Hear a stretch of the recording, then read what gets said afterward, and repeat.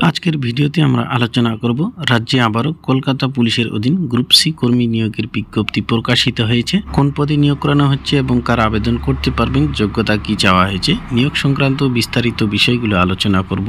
এজন্য অবশ্যই ভিডিওটি শেষ পর্যন্ত দেখবেন। আমাদের চ্যানেলে নতুন হয়ে থাকলে চ্যানেলটিকে অবশ্যই সাবস্ক্রাইব করে আমাদের সঙ্গে থাকবেন পরবর্তীতে চাকরি সংক্রান্ত লেটেস্ট আপডেটগুলো সবার আগে পাওয়ার জন্য। চলুন এবার আমরা নিয়োগের বিস্তারিত বিষয়গুলো নিয়োগ নোটিশ থেকে দেখে নিব। Government of West Bengal office of the Commissioner of Police, Kolkata।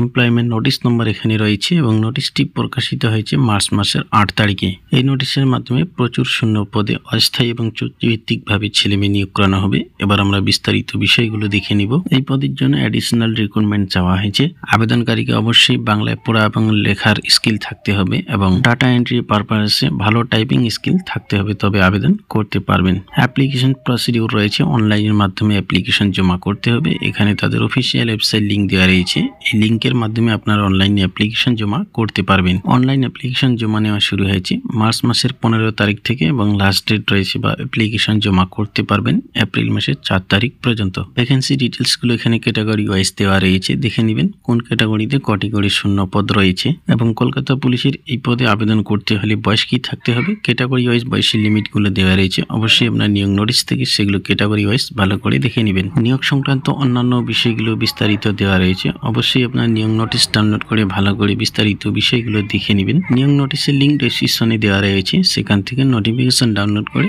ভালো করে দেখে বুঝে তারপর এই পদের জন্য আবেদন করবেন। এবার আমরা পোস্ট এবং যোগ্যতা সংক্রান্ত বিষয়গুলো বিস্তারিত দেখে নিব।